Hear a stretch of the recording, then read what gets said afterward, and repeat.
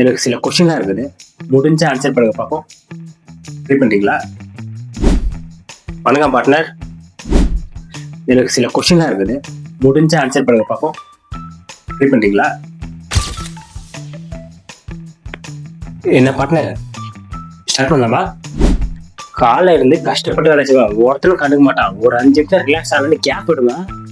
ஆஃபீஸே நம்மள தான் பார்க்கும்.